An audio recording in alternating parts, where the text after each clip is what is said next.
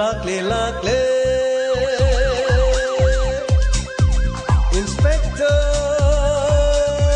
Tayai Tayai Tayai Ahan ramakta da Inspector Tayai tabiri basimbu James Haigurjamna taramlok sabu loina na ikok no na khurumjari ngasi supuduna laksari Inspector Tayai Chamapanga marputara humdoi subu tangkat haukiba megi tang ahumdagi tholakiba kanglok ki irang asina hauji phawbada miyoi kayagi punsi mangkre miyoi kayagi mayum maitumna thabikre nungsi nungsirabe mung manungi miyoi kaya setna khainakre amadi thiba khangdaba kaya marum lei tongan bo wafam singdi yumpham oiba wari kaya Inspector Tayagi series asida sathaduna lakli afaba kaya loksin minasi imaleba ke damaktani pungning thogat minasi awa ana kaya tarba singda tengba minasi ngasi su puduna laksari aise nangini mari suba tangkak asi mamangda sadok sakhiba wari singdagi top wari amani ngarangi matek ama amadi anoba tangkak tabisi paisa paiba sel thokpai sidine pomnamak ningba thungba doribani do ha madu phawbadane yungoi ekhoi dine kaidawi khangbra jora haidaribani natai dudi osok 모르더네 빠따 레이버 가리게 램푸도니도 아두고네 마삭티 티제이 하이버기 완 마이 마사가제 틱틱틱틱 라우르더네 셀가지 하루야 본데 셰 아이네네 마나 삭사버시더네 이스 와우리가 마나 마사마 피 엄తం가 파이라 라고도다 아이네네 이스 이세이 마담 짱가 탁가 서로가 메라 타기 사나레 이스 마치게 서울어봐 마이 마디 사나레기 세이스 영옥제이봐 핵도네 정화잡이가 이거다 차차차차 타전 메완 나티 낭부 낭기 누파지나 타복 잘로 할라기 세이 잡거다 까리보 비자기 예로만 비자방 감라네 낭보 낭 냠라 야로 아이네 낭기 뭉투가기나 라고 나티고 아이네 하리시 낭 와칸 모나다 낭기 사나 탁나바네 세나 kaikeno khara porakke phiron porakke adugane aina mafam sida pi habadi nang ada indom chagane nang kaka khoigadi nang khangan ba sungya yadraban aina haribachi nang mangba takpa loirani aina ne na chene hek torko thabaktane nang na ingonda yadraba punsi chupagi kaunaroi doribani ei mi kana amta laktragane aina ngasi mafam sida laibase nang khalu nang munna khalu ko iche na lakpagi de dum la obeche ai phirol aduga selto ai karimata ipamjadeba aduga che wafam se mana takragasu yadogo mandeba karino nang haridubo ha yado mandebu karino mi nangi punchine lubro magi wahaina lubra nangbo ha nangbu munna khalune nangbo ei punchi habase amukaktani anirak natine nangbo adura soise iche na poche purke habado puruktrasu iche dumla oba che aina poche loksali khosali haragane mana so handak marakse yumlongge mi lakpra pau phonobra gan ingonda hangbaga syamna laibe che ai yamna nungaina dum pali wata padana noma soidana dum laijarak jani de ai hen bakalapa kariguma mata laiti ei aduna yaro ina haisini ai salage aine hayeng soidana lakani aine ne nangi damakta wata nana ba loina purakani ei nache ai leiri nache bino ni ne nache bino kanamta khangalakanu se aine nangi damakta phana ba loina honarakani mase aina haribase thabak oina pangthokantane nang khangani se mai ma loirene loi do phajakrabana saknemi heroin gumani nangdi akhoi na nangi na sak yenga nangu na ini yengjaraga leijabado pamuida ko ai chale yamo higai wadi phajana kamjamjani maming disu phajari ne bino habani ne akhoi ne bino dudi somna khangale budi yam thoi adugi bino dudi kamai toino modu mongom toini migi maming na migi lamchat leb ja ponte da maming ai dudi mi na khangna na ba mama pa nuksi na thonbai wani maming da puna mak tai na ya ponte higai wadu mathang kamjelaglamni sumai tawdana mana noma khara kamjan nini khara kamjan mabungning sungon olam dabdu mabungning ona na bayam kan tawsalapjan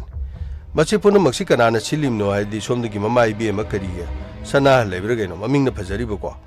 mana tawraga somna kana macha no pidu mabungning ona na baina magi manaw no pagi macha haitare aduni maming se bino haridu mana iche bino haridu che binodu khara maga su kari nangi hujiki yaisnaga su khara yana rakjan adu main tawdana ataina kanamtana sangba yara roina ma thajalaga mateng khara pangchala adegi di chana thana ba khara pi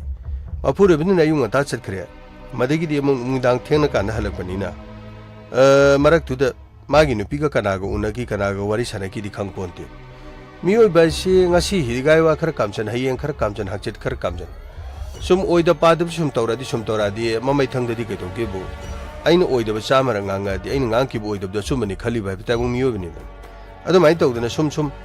ꯃꯥꯅ ꯐꯅꯌꯥꯝꯅ ꯃꯄꯨꯔꯣꯏꯕꯗ ꯃꯤꯅꯝ ꯅꯤꯡꯗꯕ ꯀꯌꯥ ꯂꯩꯔꯕꯁꯨ ꯁꯣꯝꯗ ꯃꯆꯦ ꯕꯤꯅꯣꯗꯨꯅ ꯆꯥꯅ ꯊꯛꯅꯕ ꯈꯔ ꯄꯨꯁꯜꯂꯦ ꯃꯐꯤ ꯃꯔꯣꯟ ꯈꯔ ꯄꯨꯁꯜꯂꯦ ꯉꯥꯏꯍꯥꯛꯇꯁꯨ ꯌꯨꯝꯗꯨꯗ ꯃꯄꯨꯔꯣꯏꯕ ꯂꯩꯇ꯭ꯔꯤꯉꯩꯗ ꯑꯉꯥꯡꯗꯨꯗ ꯑꯣꯏ ꯂꯛꯅꯗꯅ ꯀꯅꯥꯝ ꯆꯪꯗ꯭ꯔꯕꯅꯤ ꯅꯨꯄꯤꯗꯨ ꯂꯥꯛꯄ ꯃꯇꯝꯗꯗꯤ ꯃꯆꯦꯒ ꯑꯣꯏꯔꯦ ꯃꯥꯗꯤ ꯃꯆꯦꯅ ꯍꯥꯏꯕꯗꯨ ꯑꯗꯨꯝ ꯏꯟꯊꯣꯛꯈ꯭ꯔꯕꯖꯥꯠꯅꯤ ꯀꯩꯅꯣ ꯌꯥꯝ ꯍꯥꯏꯖꯕ ꯃꯆꯦꯅ ꯍꯥꯏꯕꯤ ꯏꯜꯂꯦ ꯍꯥꯏꯁꯤꯕꯨ ꯂꯩꯗꯅ ꯉꯁꯥꯏꯒꯤ ꯄꯣꯠ ꯆꯩ ꯄꯤꯕꯗ ꯂꯧꯁꯟꯕ ꯈꯣꯠꯆꯟꯕ ꯇꯥꯁꯟ ꯈꯣꯝꯖꯟꯕ ꯑꯗꯨꯒ ꯆꯥꯅ ꯊꯛꯅꯕ ꯒꯥꯏꯗꯨ ꯄꯣꯔꯛꯇꯅ ꯇꯧꯕꯗꯨꯗꯒꯤ ꯁꯨꯃꯥꯏꯅ ꯃꯄꯨꯔꯣꯏꯕꯗꯨ ꯈꯪꯗꯅ ꯊꯥ ꯐꯅꯌꯥꯝ ꯍꯧꯈ꯭ꯔꯕꯖꯥꯠꯅꯤꯗ ꯑꯉꯥꯡꯗꯨ ꯑꯗꯨꯝ ꯑꯍꯥꯟꯕꯗꯗꯤ ꯏꯃꯥ ꯒꯥꯏꯅ ꯀꯧꯔꯝ ꯍꯩꯄꯣꯟꯇꯦ ꯃꯥ ꯇꯧꯗꯣꯏꯒꯤ ꯃꯔꯣꯟꯒ ꯈꯔꯒ ꯊꯣꯛꯂꯛꯄ ꯌꯥꯝꯅ ꯅꯨꯡꯁꯤꯕ ꯃꯇꯝ ꯑꯗꯨ ꯑꯣꯏꯔꯛꯄꯖꯥꯠꯅꯤ ꯆꯍꯤ ꯑꯃ ꯈꯔ ꯍꯦꯜꯂꯛꯄ ꯑꯗꯨꯋꯥꯏꯗꯨꯗ ꯅꯣꯡꯃꯗꯤ ꯏꯃꯨꯡꯗꯨꯗ ꯄꯣꯠ ꯆꯩꯁꯤ ꯁꯨꯝ ꯃꯥꯏ ꯃꯄꯨꯔꯣꯏꯕ ꯃꯉꯥꯜꯅ ꯁꯨꯝ ꯎꯀꯥꯟꯗ ꯑꯉꯥꯡꯒꯤ ꯁꯥꯟꯅꯄꯣꯠ ꯑꯣꯏꯔꯣ ꯃꯥꯅ ꯂꯤꯠꯂꯤꯕ ꯅꯨꯄꯤꯗꯨꯒꯤ ꯐꯨꯔꯤꯠ ꯐꯤꯔꯣꯜ ꯑꯣꯏꯔꯣ ꯁꯨꯝ ꯈꯔ ꯐꯤꯗ ꯑꯣꯏꯔꯣ ꯐꯅꯦꯛꯇ ꯑꯣꯏꯔꯣ ꯃꯁꯤꯡ ꯈꯔ ꯍꯦꯟꯒꯠꯄꯖꯥꯠꯅꯤ ꯃꯗ ꯃꯥꯅ ꯆꯤꯡꯅꯔꯒ ꯅꯣꯡꯃꯗꯤ ꯏꯊꯥ ꯊꯥꯖꯗꯅ ꯃꯥꯅ ꯑꯌꯨꯉꯟꯕ ꯑꯝꯗ ꯊꯕꯛ ꯆꯠꯂꯝꯗꯥꯏꯗ ꯃꯥꯅ ꯍꯪꯕꯖꯥꯠꯅꯤꯗ ꯀꯔꯤꯅꯣ ꯃꯥꯒꯤ ꯑꯁꯤꯒꯤ ꯐꯤꯔꯣꯜꯁꯤ ꯅꯍꯥꯟꯒꯩ ꯎꯗꯦꯅ ꯁꯤꯗ ꯑꯉꯥꯡ ꯁꯥꯟꯅꯅꯕꯒ ꯂꯩꯔꯤꯁꯤꯕꯨ ꯁꯤꯗ ꯑꯩꯅ ꯂꯩꯔꯛꯄꯁꯨ ꯅꯠꯇꯦ ꯀꯃꯥꯏꯅ ꯇꯧꯖꯥꯠꯅꯣ ꯌꯥꯏꯁꯅꯥ ꯀꯔꯤ ꯍꯥꯏꯒꯦ ꯑꯉꯥꯡ ꯇꯨꯝꯈ꯭ꯔꯕꯣ ꯑꯉꯥꯡ ꯇꯨꯝꯈ꯭ꯔꯦ ꯑꯩ ꯉꯁꯥ ꯍꯣꯠꯅꯕ ꯃꯇꯝꯗꯅꯦ ꯑꯉꯥꯡ ꯌꯥꯝ ꯅꯥꯒꯟꯕꯅꯤ ꯀꯔꯤꯒꯨꯝꯕ ꯑꯉꯥꯡꯁꯤꯅ ꯅꯥꯁꯜꯂꯗꯤ ꯁꯦꯜꯒ ꯊꯣꯛꯇꯕꯅꯦ ꯈꯨꯗꯣꯡ ꯆꯥꯗꯕ ꯅꯪ ꯈꯪꯉꯦꯗꯅ ꯑꯩ ꯈꯪꯖꯔꯦ ꯑꯩ ꯆꯠꯂꯨꯈꯤꯒꯦ ꯊꯦꯡꯈ꯭ꯔꯦ ꯉꯁꯤꯗꯤ ꯅꯍꯥꯟꯒꯩ ꯃꯇꯝꯗꯒꯤ ꯈꯤꯇꯪꯗꯤ ꯊꯦꯡꯉꯛꯄ ꯌꯥꯏ ꯒꯥꯔꯤ ꯑꯃ ꯂꯣꯏꯁꯟꯗꯕ ꯌꯥꯗꯦ ꯂꯣꯏꯁꯟꯁꯤ ꯍꯥꯏꯗꯅ ꯌꯥꯝꯅ ꯀꯟꯅ ꯍꯥꯏꯍꯧꯕꯅꯤ ꯑꯩ ꯊꯦꯡꯗꯧꯕ ꯑꯣꯏꯔꯒꯁꯨ ꯑꯗꯨꯝ ꯍꯥꯏꯔꯛꯑꯒꯦ ꯑꯩ ꯆꯠꯅꯕꯅ ꯇꯧꯔꯒꯦ ꯍꯣꯏ ꯇꯤꯐꯤꯟ ꯄꯥꯏꯈꯤꯗ꯭ꯔꯣ ꯑꯁꯤ ꯌꯥꯔꯅꯤꯗ ꯇꯤꯐꯤन पारक कदौदन सिदा फावबदा पुक थनब चाद्रगा टिफिन दु पुरक कदौन आदा लेरी मयाम दो टिफिन दुर मयाम चाबा कोना दौसनति यारे थोखिगे दुदि होय खरा फजन येंगा चपियुको होय होय बो हाइरसिने याइसना कइनोम तंगेबा कइदौरगे अतै कैसुबदि नतेदा समाय तौबनी असिदा लेरिबा असिगी फियांगौती याले फिसे कइदौरगे असिगी फिसे अइदि नहान मखैदि उदबा असी फिसिबु साइदा लेकाइगी इसे इचनसिंग लेरिसिंगसे सिगा हाइफेतंग अइसु युमदा सुमंगांग पोसलगा लेकाइगी करी करी तौबगे खोटपगे हाइदना थोगा ngayak yengubani अदैदा यामबदि नथि लुपा कुन कुंथ्रा खाइनरगा मरुप अमंग फंगनबा हप्ता हप्तागी नोमाइजन खुदिंगी सुम तौबनी अदैदा इशु लेकाइ स्टेसु लेरबनिना मयाम सुम करी करी मरुप मसा मा तौबददा इशु याउसिरा हाइदना इशु याउसलुरबा ओ अदुदि कइसु काइदिना इशु हानबदि हायौद्रे पैसासु याम नतबनिना इमुंगी कुपनोम सुम अतै अतै पोचै लेबदा लुपा 10 मेक तुंगसिन लेमकपा 5 मेक तुंगसिन दरगा नोमाइजिन खुदिंगी पुथोकपनिना कैसु गाइबा लेतेदा इमुंगसिदा फिरोलगा मयाम उबसिदैदि नोइ इपामलोमदगी मीगा थारागा फिरोल अमदि अंगांगी सानापोट तै तै सि पिरकलिरा पिरकपुरगदि नंग निंगोंदा हाइरकनिना खनबा हाइतारे फरे हेदुदि चलुकी होय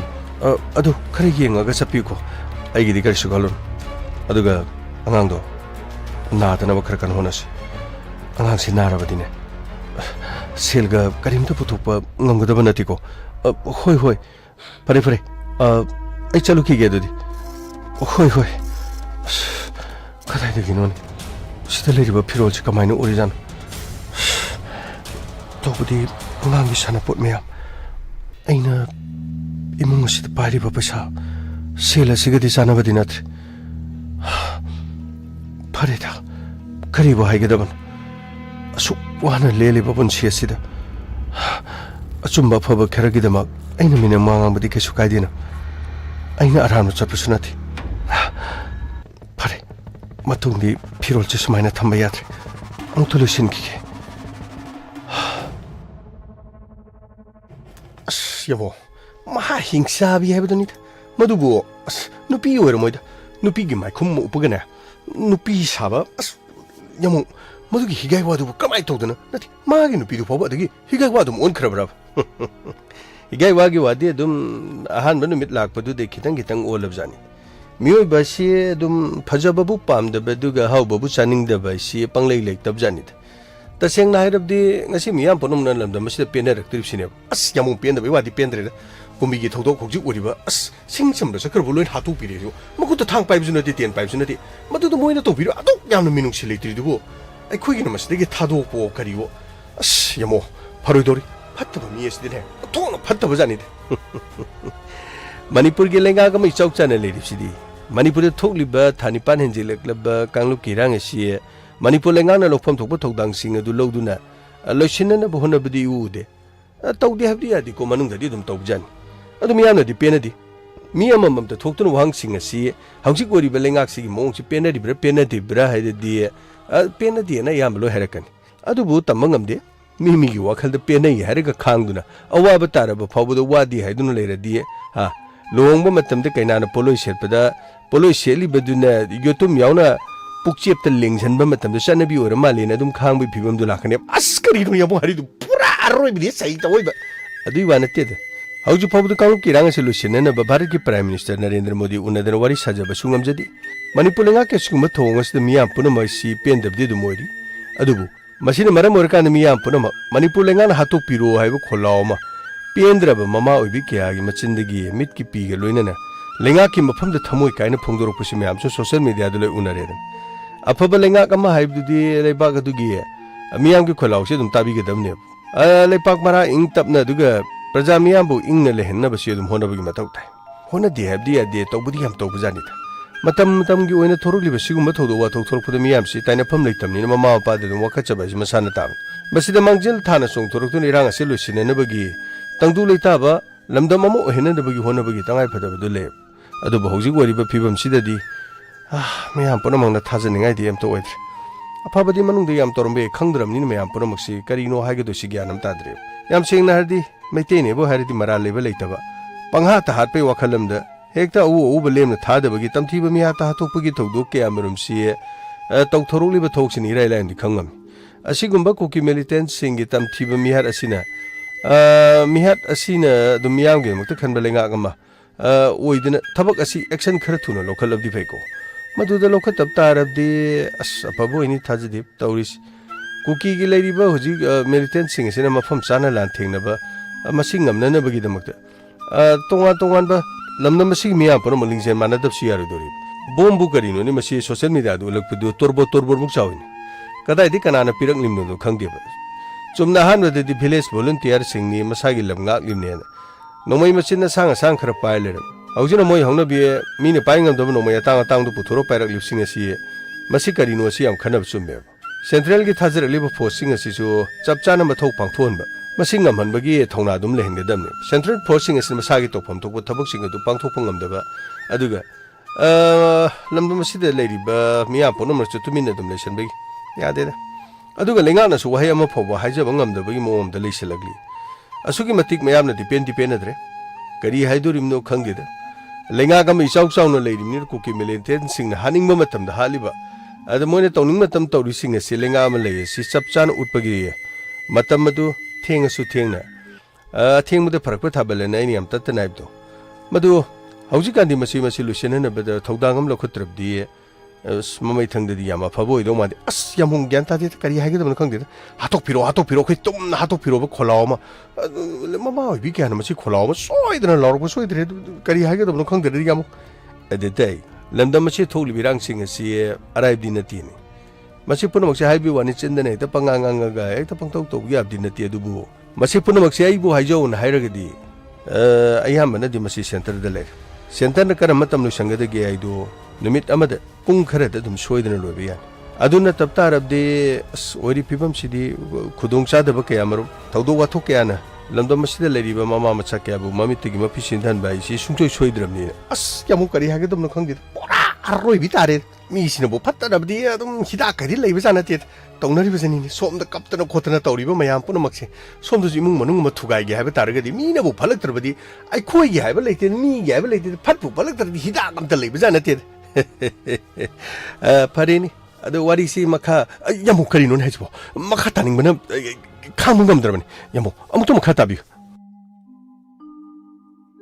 ꯑꯩ ꯃꯃꯥ ꯇꯥꯔꯤꯕ꯭ꯔꯥ ꯇꯥꯔꯤꯕ꯭ꯔꯥ ꯅꯪꯀꯣ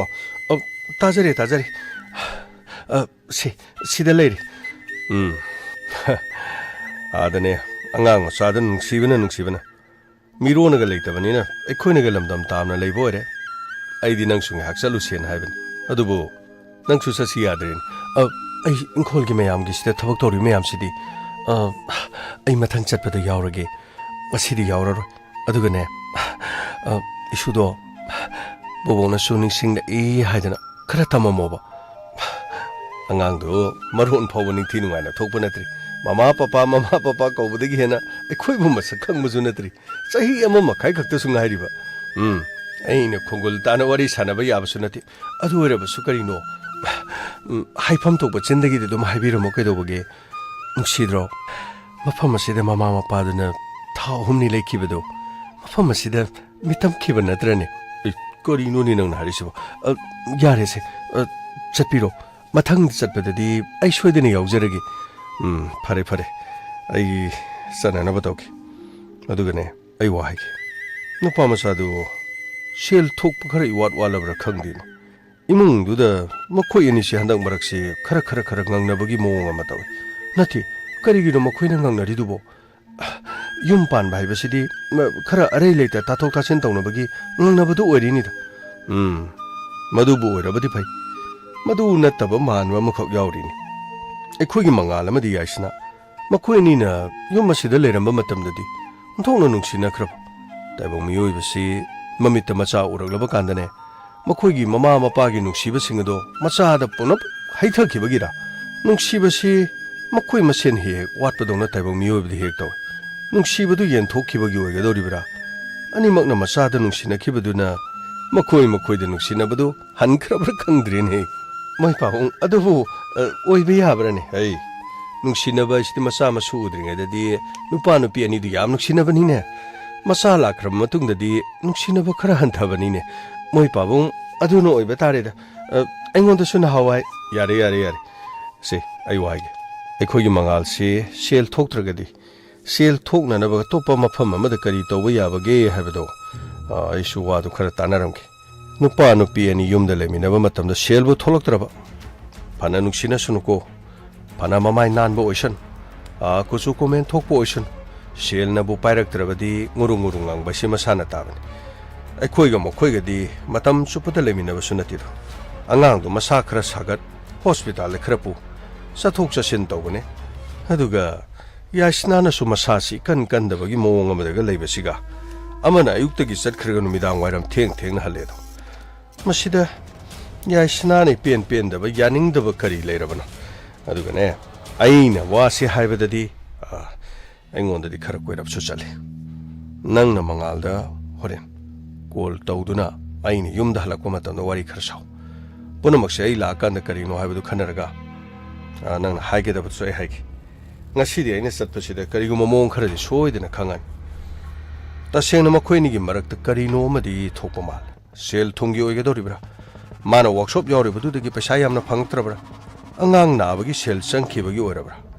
ꯅꯠꯇ꯭ꯔꯒꯅ ꯅꯨꯡꯉꯥꯏ ꯌꯥꯏꯐꯅ ꯍꯧꯔꯛꯄꯤ ꯌꯥꯏꯁꯅꯥ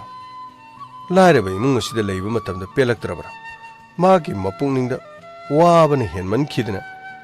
ꯅꯍꯥ ꯑꯣꯏꯔꯤꯉꯩꯒꯤ ꯃꯇꯝꯗ ꯃꯌꯨꯝꯗ ꯅꯨꯡꯉꯥꯏꯔꯛꯈꯤꯕꯗꯨ ꯃꯗꯣꯝꯗ ꯑꯣꯏꯅ ꯂꯩꯈ꯭ꯔꯕꯖꯥꯠꯂꯥ ꯃꯣꯏ ꯄꯥꯕꯨꯡ ꯑꯗꯨꯒꯨꯝꯕꯒꯤ ꯑꯣꯏꯔꯝꯗꯕꯁꯨ ꯌꯥꯏꯗ ꯑꯩꯈꯣꯏꯅ ꯄꯥꯈꯟ ꯈꯟꯕꯒꯤ ꯑꯣꯏꯔꯝꯕꯁꯨ ꯌꯥꯏ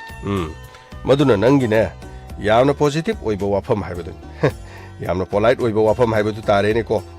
ꯀꯔꯤꯅꯣ ꯃꯣꯏ ꯄꯥꯕꯨꯡꯁꯤꯕꯨ ꯑꯁꯤꯗꯤ ꯏꯪꯂꯤꯁꯀ ꯌꯥꯝ ꯂꯣꯜꯂꯗꯅ ꯇꯧꯔꯤꯁꯤꯕꯨ ꯌꯥꯝꯅ ꯍꯥꯏꯅꯩꯗꯅ ꯕꯤ ꯄꯣꯂꯥꯏꯠ ꯕꯤ ꯄꯣꯖꯤꯇꯤꯚ ꯀꯥꯏꯗꯣ ꯑꯩ ꯆꯠꯂꯨꯈꯤꯒꯦ ꯁꯤ ꯈꯥꯎꯁꯤꯃ ꯀꯥꯎꯔꯗꯤ ꯀꯃꯥꯏꯅ ꯇꯧꯗꯣꯏꯅꯣ ꯍꯦꯟꯇꯥꯛꯁꯨ ꯌꯥꯎꯔꯤꯕꯅꯤ ꯁꯤꯗꯩꯗ ꯉꯥ ꯑꯌꯥꯏꯕ ꯈꯔꯁꯨ ꯃꯅꯤꯡꯗꯒꯤ ꯅꯍꯥꯟ ꯐꯥꯕ ꯎꯀꯥꯕꯤꯌꯣ ꯀꯔꯤꯕꯣ ꯑꯌꯥꯏꯕ ꯈꯔꯁꯨ ꯌꯥꯎꯔꯤꯕꯅꯤ ꯑꯉꯥꯡꯗꯣ ꯆꯥꯖꯅꯕꯅ ꯐꯔꯦ ꯑꯩ ꯆꯠꯂꯨꯔꯒꯦ ꯑꯗꯨꯒꯅꯦ ꯍꯣꯔꯦꯟ ꯑꯩ ꯂꯥꯛꯄꯒꯅꯦ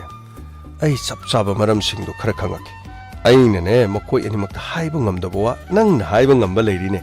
ꯌꯥꯔꯦ ꯀꯩꯗꯧꯕꯒꯦ ꯆꯠꯄꯗꯤ ꯆꯠꯇꯦ ꯁꯨꯝ ꯁꯤꯗ ꯁꯨꯝ ꯂꯩꯔꯒ ꯌꯥꯔꯦ ꯑꯩ ꯐꯠ ꯆꯠꯂꯒꯅꯦ ꯄꯣꯠ ꯆꯩꯁꯤꯡ ꯑꯁꯤ ꯄꯤꯔꯝꯃꯒ ꯃꯈꯣꯏꯅꯤꯒꯤ ꯃꯑꯣꯡ ꯃꯇꯧꯗꯣ ꯑꯩ ꯈꯪꯂꯛꯒꯦ ꯑꯩꯅꯅꯦ ꯄꯣꯠ ꯆꯩ ꯂꯧꯕꯒꯤ ꯈꯣꯠꯄꯒꯤ ꯍꯦꯛ ꯀꯩꯊꯦꯜ ꯀꯥꯕꯁꯤꯗ ꯅꯨꯡꯉꯥꯏꯇꯗꯅꯤ ꯁꯨꯃ ꯂꯩꯕꯗꯨꯒꯤ ꯍꯦꯛ ꯆꯪꯕꯅꯤ ꯄꯨꯝꯅꯃꯛꯁꯦ ꯏꯆꯦ ꯑꯗꯨ ꯂꯩꯔꯝꯂꯕꯗꯤ ꯀꯌꯥꯗ ꯅꯨꯡꯉꯥꯏꯒꯗꯕꯅꯣ ꯐꯔꯦ ꯑꯩ ꯆꯠꯂꯨꯈꯤꯒꯦ ꯍꯣꯏ ꯄꯨꯝꯅꯃꯛ ꯑꯁꯤ ꯀꯔꯤꯃꯠꯇ ꯀꯥꯟꯅꯗ꯭ꯔꯦꯅꯦ ꯑꯉꯥꯡ ꯑꯁꯤ ꯇꯥꯏꯕꯪ ꯃꯪ ꯐꯥꯎꯅꯔꯛꯄ ꯅꯨꯃꯤꯠ ꯑꯗꯨꯗꯒꯤ ꯀꯔꯝꯕ ꯃꯇꯝꯗ ꯏꯆꯥꯅꯨꯄꯤ ꯌꯨꯝꯗ ꯍꯜꯂꯛꯀꯗꯒꯦ ꯍꯥꯏꯗꯨꯅ ꯑꯩꯅ ꯉꯥꯏꯔꯛꯂꯤꯕꯁꯤ ꯌꯥꯝꯅ ꯀꯨꯏꯔꯦ ꯅꯈꯣꯏꯅ ꯁꯤꯜꯂꯤꯕ ꯄ꯭ꯂꯥꯟ ꯑꯁꯤ ꯀꯔꯤꯒꯨꯝꯕ ꯑꯃꯠꯇ ꯀꯥꯟꯅꯕ ꯂꯩꯇ꯭ꯔꯦ ꯑꯗꯨ ꯑꯣꯏꯕ ꯇꯥꯔꯕꯗꯤ ꯑꯩ ꯃꯐꯝ ꯑꯗꯨꯗ ꯗꯥꯏꯔꯦꯛ ꯆꯠꯂꯒ ꯏꯆꯥꯅꯨꯄꯤ ꯎꯅꯔꯒ ꯌꯨꯝ ꯑꯁꯤꯗ ꯂꯥꯛꯀꯦ ꯍꯥꯏꯕ꯭ꯔꯥ ꯂꯥꯛꯑꯣꯏ ꯍꯥꯏꯕ꯭ꯔꯥ ꯑꯩ ꯃꯥꯒ ꯆꯞ ꯆꯥꯅ ꯋꯥꯔꯤ ꯑꯃ ꯁꯥꯟꯅꯕ ꯄꯥꯝꯃꯤ ꯃꯣꯏ ꯄꯥꯕꯨꯡ ꯑꯗꯨꯃꯥꯏꯅ ꯇꯧꯔꯕꯗꯤ ꯀꯗꯥꯏꯗꯒꯤ ꯌꯥꯒꯗꯒꯦ ꯌꯦꯡꯉꯣꯏ ꯑꯩꯈꯣꯏꯒꯤꯁꯨ ꯕꯤꯅꯣ ꯊꯥꯖꯟꯗꯅ ꯀꯔꯤꯅꯣ ꯑꯩ ꯌꯥꯝꯅ ꯀꯟꯅ ꯍꯣꯠꯅꯔꯤ ꯃꯥꯅ ꯌꯥꯅꯤꯡꯗ꯭ꯔꯕꯗꯤꯅꯦ ꯁꯤꯗꯒꯤ ꯄꯤꯔꯤꯕ ꯄꯣꯠꯂꯝꯁꯤꯡ ꯑꯗꯨ ꯃꯥꯛ ꯑꯃꯠꯇ ꯂꯧꯗꯕꯗꯤ ꯇꯧꯔꯣꯏ ꯃꯥ ꯑꯍꯥꯟꯕꯗꯗꯤ ꯂꯧ ꯍꯥꯏꯕ ꯌꯥꯔꯝꯗꯦꯗꯅ ꯃꯃꯩꯊꯪꯗꯗꯤ ꯃꯥ ꯂꯧꯈꯠꯂꯛꯅꯤ ꯁꯤꯗꯒꯤꯗꯤ ꯑꯩꯈꯣꯏ ꯕꯤꯅꯣ ꯆꯠꯄ ꯃꯇꯝꯗ ꯅꯍꯥꯟ ꯅꯣꯡꯃꯗ ꯑꯩꯅ ꯀꯔꯤꯝꯇ ꯄꯨꯔꯨꯅꯨ ꯍꯥꯏꯗꯅꯅꯦ ꯀꯔꯤꯝꯇ ꯄꯨꯍꯟꯗꯕꯅꯤ ꯒꯥꯔꯤ ꯃꯅꯤꯡꯗꯅꯦ ꯄꯣꯠꯂꯝꯁꯤꯡꯗꯣ ꯂꯣꯏꯅ ꯍꯥꯞꯍꯜꯂꯒ ꯊꯝꯕꯗ ꯃꯇꯝ ꯑꯗꯨꯗ ꯃꯥꯅ ꯀꯔꯤ ꯍꯥꯏꯔꯤꯕ ꯅꯪꯒꯤ ꯅꯆꯥꯅꯨꯄꯤꯅ ꯀꯔꯤ ꯍꯥꯏꯔꯤꯕ ꯆꯥꯒꯜꯂꯦ ꯊꯛꯀꯜꯂꯦ ꯈꯪꯉꯕꯅꯤ ꯈꯔ ꯄꯥꯏꯔꯛꯄ ꯌꯥꯏ ꯈꯔ ꯄꯨꯔꯛꯄ ꯌꯥꯏ ꯑꯗꯨ ꯑꯗꯥ ꯇꯧꯗꯅꯅꯦ ꯃꯥꯅꯅꯦ ꯍꯦꯛꯇ ꯃꯆꯦ ꯕꯤꯅꯣꯗ ꯅꯤꯡꯉꯥꯏ ꯇꯧꯔꯕ ꯖꯥꯠꯅꯤꯗꯅ ꯕꯤꯅꯣꯅ ꯅꯇꯧ ꯌꯦꯡꯒꯦ ꯇꯧꯕꯅꯤ ꯍꯥꯏꯗꯅ ꯒꯥꯔꯤꯗꯒꯤ ꯂꯧꯊꯣꯔꯛꯏ ꯆꯥꯕ ꯊꯛꯄ ꯐꯪꯗꯕꯗꯧꯅ ꯇꯞ ꯄꯥꯏꯔꯒꯅꯦ ꯆꯦꯔꯪꯁꯤꯡ ꯑꯗꯨ ꯆꯦꯔꯦ ꯁꯦꯒꯥꯏꯔꯒꯅꯦ ꯑꯉꯥꯡꯒꯥꯏꯗꯣ ꯀꯞꯄꯒꯥꯏꯗꯣ ꯍꯟꯅ ꯇꯨꯅ ꯌꯦꯡꯗꯦ ꯍꯥꯏꯔꯤ ꯃꯣꯏ ꯄꯥꯕꯨꯡ ꯀꯨꯝꯍꯩꯗ ꯌꯦꯡꯉꯣ ꯁꯤꯗꯒꯤꯗꯤ ꯅꯤꯡꯕ ꯁꯣꯏꯗꯅ ꯊꯨꯡꯂꯒꯗꯕꯅꯤ ꯃꯤꯅꯥꯏ ꯃꯆꯥ ꯑꯩꯒꯤ ꯏꯆꯥꯅꯨꯄꯤꯕꯨ ꯋꯥꯐꯝꯗ ꯇꯥꯍꯜꯂꯤꯕꯅꯤ ꯃꯁꯤ ꯄꯨꯝꯅꯃꯛꯁꯤꯡ ꯑꯁꯤ ꯄꯥꯎ ꯑꯁꯤ ꯇꯥꯕꯗ ꯑꯩꯒꯤ ꯊꯃꯣꯏ ꯑꯁꯤ ꯊꯛ ꯍꯦꯛ ꯅꯤꯡꯏꯗ ꯏꯆꯥꯗꯨꯕꯨ ꯅꯣꯔꯣꯛꯀꯣꯝꯗ ꯇꯥꯍꯜꯂꯒ ꯃꯥꯅ ꯅꯨꯡꯁꯤ ꯂꯥꯡꯗ ꯊꯨꯍꯜꯂꯒ ꯄꯪꯊꯍꯜꯂꯦ ꯍꯥꯏꯔꯒ ꯏꯆꯥ ꯑꯄꯪꯕꯤꯗꯨꯕꯨ ꯃꯥꯅ ꯁꯤꯖꯟꯅꯔꯤꯕꯅꯤ ꯑꯗꯨꯒ ꯃꯥꯒꯤ ꯈꯥꯡꯄꯣꯛꯁꯪ ꯃꯤ ꯐꯥꯎꯕꯅ ꯂꯩꯕ ꯌꯥꯗ꯭ꯔꯕ ꯁꯥꯒꯤ ꯁꯪꯒꯣꯟꯅ ꯍꯦꯟꯅ ꯐꯖꯔꯕ ꯃꯐꯝ ꯑꯗꯨꯗ ꯃꯥꯅ ꯄꯨꯝꯅꯃꯛ ꯏꯆꯥꯅꯨꯄꯤꯕꯨ ꯌꯨꯝꯗ ꯍꯦꯛ ꯂꯥꯛꯂꯕ ꯃꯇꯨꯡꯗ ꯑꯩꯅ ꯃꯥꯒꯤ ꯃꯊꯛꯇ ꯀꯔꯤ ꯇꯧꯕ ꯉꯝꯃꯤ ꯍꯥꯏꯕꯗꯨ ꯑꯩꯅ ꯊꯕꯛꯅ ꯁꯣꯏꯗꯅ ꯇꯥꯛꯀꯅꯤ ꯃꯣꯏ ꯄꯥꯕꯨꯡ ꯀꯔꯤ ꯀꯥꯟꯅꯅꯤꯒꯦ ꯃꯥꯒ ꯑꯣꯟꯁꯤꯟꯅꯗꯅ ꯀꯔꯤꯃꯠꯇ ꯃꯉꯣꯟꯗ ꯁꯣꯍꯟ ꯅꯥꯍꯟꯕ ꯀꯔꯤꯒꯨꯝꯕ ꯑꯝꯇ ꯇꯧꯒꯨꯝꯁꯤꯗ ꯅꯨꯡꯉꯥꯏꯅꯗꯗꯅ ꯂꯩꯕꯅꯤꯅ ꯑꯩꯈꯣꯏꯗ ꯁꯣꯏꯗꯅ ꯑꯃꯨꯛ ꯃꯔꯥꯜ ꯁꯤꯖꯜꯂꯛꯄꯁꯨ ꯀꯅꯥꯅ ꯈꯪꯅꯤꯒꯦ ꯇꯨꯃꯤꯟ ꯂꯩꯌꯨ ꯄꯨꯝꯅꯃꯛ ꯑꯩꯅ ꯂꯣꯏꯅ ꯈꯪꯉꯤ ꯑꯩꯅ ꯏꯁꯥꯒꯤ ꯈꯣꯡꯗ ꯁꯤꯡꯖꯪꯅ ꯌꯥꯟꯁꯤꯟꯒꯗꯕ ꯃꯤꯗꯣ ꯑꯩ ꯅꯠꯇꯦ ꯅꯣꯡꯊꯛꯇ ꯇꯤꯟ ꯁꯤꯠꯂꯒ ꯃꯥꯏꯗ ꯇꯥꯏ ꯍꯥꯏꯕꯗꯣ ꯑꯩ ꯃꯨꯟꯅ ꯈꯪꯉꯤ ꯊꯕꯛꯁꯤꯡ ꯑꯁꯤ ꯄꯥꯡꯊꯣꯛꯂꯕꯁꯨ ꯑꯩꯅꯅꯤ ꯍꯥꯏꯅ ꯈꯪꯍꯟꯒꯗꯕ ꯅꯠꯇꯦꯅꯦ ꯑꯩꯅ ꯃꯥꯕꯨ ꯆꯪꯂꯒ ꯐꯨꯕ ꯆꯩꯕ ꯃꯥꯕꯨ ꯋꯥꯔꯛ ꯋꯥꯇꯦꯝꯕꯗꯨ ꯅꯠꯇꯦꯅꯦ ꯑꯩꯅ ꯄꯥꯝꯂꯤꯕꯁꯦ ꯃꯥꯒꯤ ꯄꯨꯟꯁꯤꯗ ꯑꯩ ꯁꯣꯍꯟꯕ ꯑꯩ ꯄꯥꯝꯗꯦ ꯃꯔꯝꯗꯤ ꯂꯩꯍꯧꯒꯗꯧꯔꯤꯕꯗꯨ ꯁꯥꯒꯩ ꯑꯃꯒꯤ ꯏ ꯑꯣꯏꯔꯕꯁꯨ ꯑꯩꯒꯤ ꯏꯆꯥꯒꯤ ꯃꯆꯥꯅꯤ ꯑꯩꯅ ꯅꯨꯡꯁꯤꯕꯗꯤ ꯉꯝꯂꯣꯏ ꯑꯗꯨꯕꯨ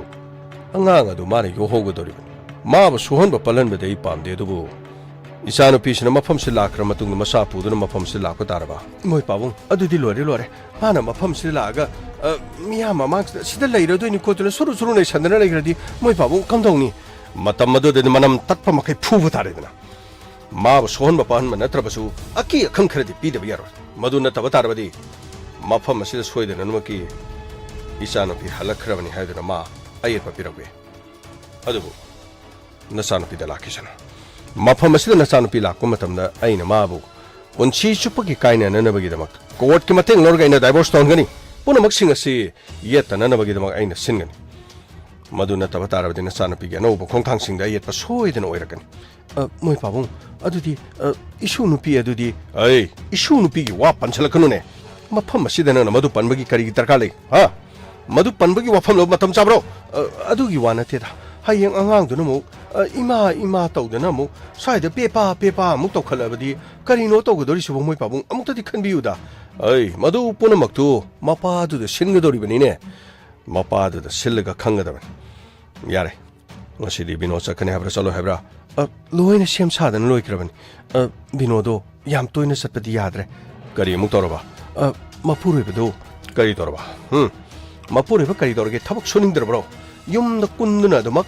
ꯃꯈꯨꯠꯇꯨ ꯃꯀ꯭ꯔꯥꯡꯗ ꯂꯣꯠꯁꯤꯟꯗꯨꯅ ꯑꯗꯨꯃꯛ ꯊꯝꯂꯕ꯭ꯔꯥ ꯍꯥꯏꯔꯤꯁꯤꯕꯣ ꯑꯗꯨꯒꯤ ꯋꯥ ꯅꯠꯇꯦ ꯊꯕꯛ ꯁꯨꯐꯝ ꯑꯗꯨꯗꯒꯤ ꯁꯦꯜ ꯄꯨꯁꯟꯕ ꯈꯣꯠꯁꯟꯕ ꯇꯧꯕꯗꯨ ꯁꯣꯛꯃꯟꯕꯗꯒꯤ ꯁꯦꯜ ꯁꯣꯛꯄꯅ ꯍꯦꯟꯖꯜꯂ ꯃꯥꯜꯂꯦ ꯁꯦꯜꯗꯨ ꯁꯣꯛꯂꯤꯉꯩ ꯃꯊꯛꯇꯨꯗ ꯄꯩꯁꯥꯗ ꯄꯪꯄꯨꯗ ꯄꯨꯒꯦ ꯍꯥꯏꯕ ꯑꯗꯨꯒ ꯊꯕꯛ ꯁꯨꯕꯅ ꯑꯃꯨꯛ ꯆꯥꯡ ꯅꯥꯏꯅ ꯊꯣꯛꯂꯛꯇꯕꯗꯨꯅ ꯃꯔꯤꯟꯁꯨ ꯌꯥꯎꯗꯕ ꯁꯨꯅꯤꯡꯕ ꯁꯥꯔꯤꯕꯅꯤ ꯍꯤꯡꯕ ꯍꯥꯏꯕꯁꯤ ꯑꯗꯨꯛꯀꯤ ꯃꯇꯤꯛ ꯂꯨꯈ꯭ꯔꯕꯅꯤ ꯁꯦꯜ ꯌꯥꯎꯗꯨꯅ ꯍꯤꯡꯕ ꯌꯥꯗꯦ ꯍꯥꯏꯕꯁꯤ ꯃꯥꯅ ꯈꯪꯗꯦꯅꯤ ꯏꯆꯥꯅꯨꯄꯤꯒꯤ ꯄꯨꯟꯁꯤꯕꯨ ꯃꯥꯡꯍꯟꯕ ꯑꯩꯅ ꯇꯨꯡꯗ ꯏꯆꯥꯒꯤ ꯃꯪꯂꯥꯟ ꯀꯌꯥ ꯃꯔꯨꯝꯒ ꯃꯇꯤꯛ ꯆꯥꯕ ꯃꯤ ꯑꯃ ꯑꯣꯏꯅꯅꯕ